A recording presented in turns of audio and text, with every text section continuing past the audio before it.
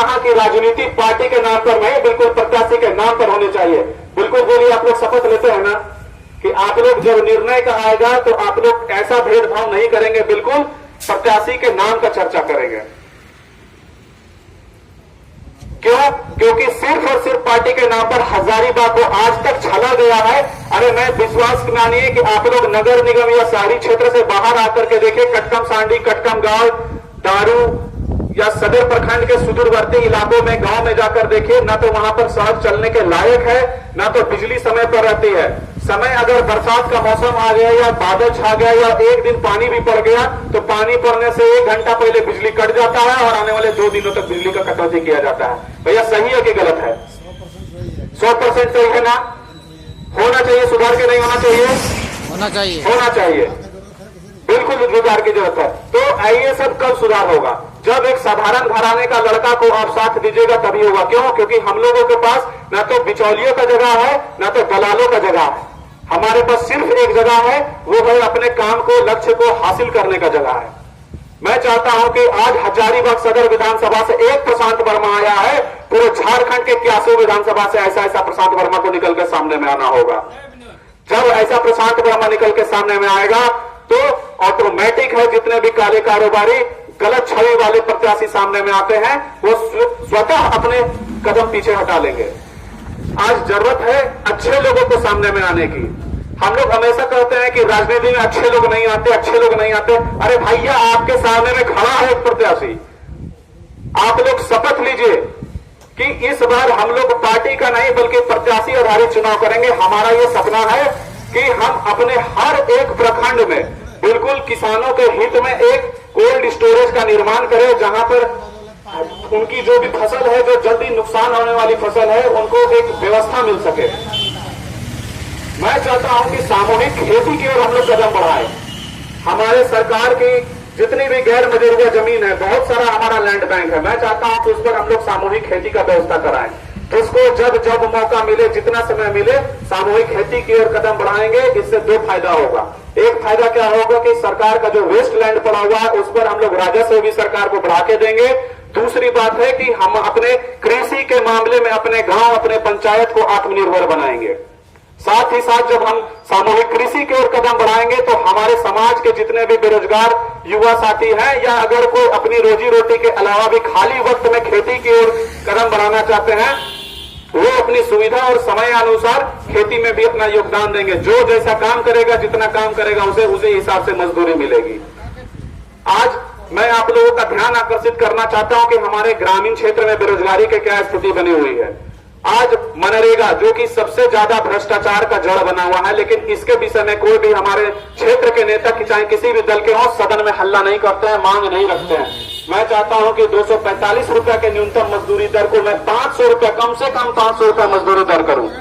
अगर 500 रुपए के मजदूरी दर में अगर हमारे गांव में ही लोगों को रोजगार उपलब्ध हो जाएगा तो मेरा पूरा विश्वास है कि ग्रामीण क्षेत्र में रोजगार का बहुत बड़ा समस्या को हम दूर कर सकते हैं, बेरोजगारी की समस्या को दूर कर सकते हैं। आज क्या होता है, कटकम सांडी, कटकम दा के हमारे ग्रामीण क्षेत्र के मजदूर महिलाएं बिल्कुल सुबह 8 बजे तक खाना पीना बनाकर अपने छोटे बच्चों को घर पर छोड़कर मजदूरी करने के लिए शहरों की ओर जाती हैं। समझिए कितनी पीड़ा होती होगी उनको कि उनके छोटे बच्चे घर पर बैठे हैं और वो काम करने के लिए हजारीबाग शहर की ओर जा रही है 10, 20, 100, 50 खर्चा करके, और जब काम करने के लिए जाती है और उन्हें वहां हाजिरी नहीं मिल पाता है तो वही 10, 20, 50 खर्चा करके वापस घर भी आना पड़ता है। और अगर काम मिल भी गया तो उनके ठेकेदार सप्ताह में 7 दिन काम कराएंगे तो 4 दिन का हाजिरी देंगे, 3 दिन का हाजिरी काट के रखे रहते हैं। और अगर जब वो हाजिरी की पुनः मांग करते हैं तो उनके सिर्फ एक जवाब आता है, कल से आना है तो आओ, नहीं तो मत आना। हम अपने इस मंच पर अपने इस खदहा ग्राम के किसी भी सम्मानित व्यक्ति को बुलाना चाहेंगे स्वेच्छा से, मैं किसी पर दबाव नहीं डालूंगा। आप बिल्कुल अवगत कराएं कि इस प्रखंड में, इस पंचायत में, आपके इस निजी क्षेत्र में, नजदीकी क्षेत्र में क्या क्या समस्याएं हैं जो आज तक आप लोग जूझते चले आए हैं, जो कि पूरा नहीं हो पाया। स्वेच्छा से चाचा, कोई भी चाचा, बस स्वेच्छा से घबराइए नहीं। देखिए आप लोग अगर ऐसे कीजिएगा तो शायद हम लोग नए भारत का कल्पना नहीं कर सकते हैं। संजय इधर आओ। मैं चाहता हूं कि हमारे पूर्वजों ने हमें जिस हालत में हमारे समाज को हमारे हाथ में दिया है, मैं चाहता हूं उससे बेहतर समाज हम अपने आने वाले भविष्य को दे। बोलिए। मैं तो बार बार बोल रहा हूँ स्वेच्छा से, अगर आप लोग में थोड़ी सी भी बोलो कमी है, बोलिए ना। बिल्कुल, अरे आप हमारे युवा भाई है, साथी है, नमस्कार है।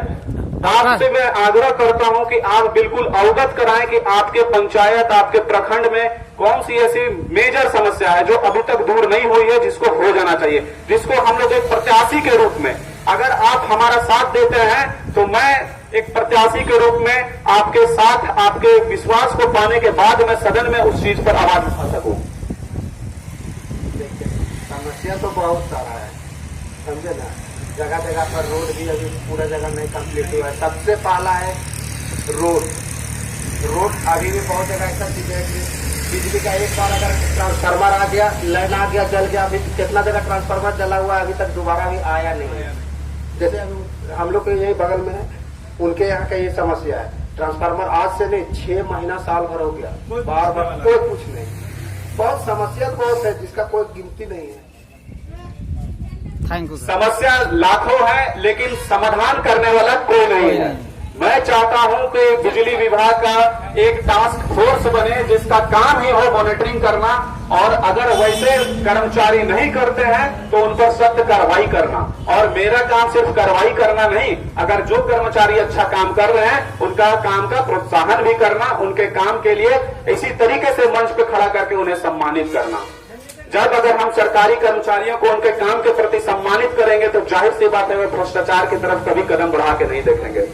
आज हमारे प्रदेश में सरकारी कर्मचारियों के साथ उस तरीके से नहीं पेश आती है सरकार जिस तरीके से उनको प्रोत्साहन मिलना चाहिए। तो ऐसे तमाम सारी बातें हैं जो कि हम लोग तभी पूरा कर सकते हैं जब आप जैसे ग्रामीणों का, आप जैसे सज्जनों का, आप जैसे मतदाताओं का हमें साथ मिलेगा। हमारे इस कंधे को आप मजबूत करेंगे। तो बस ज्यादा समय न लेते हुए, क्योंकि मैं नहीं चाहता हूं कि और दूसरे नेताओं की तरह, क्योंकि मैं नेता नहीं आपका बेटा हूं, और एक बेटा को अच्छा से पता होता है कि उसके पिता के लिए, उसके गार्जियन के लिए, उसके भाई के लिए, उसके बंधु के लिए समय का कितना महत्व है। आज पैसे से ज्यादा कहीं ज्यादा कीमती है वो है समय।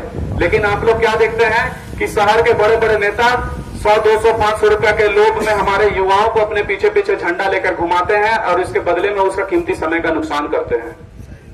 सही है कि गलत है भैया? सही है ना।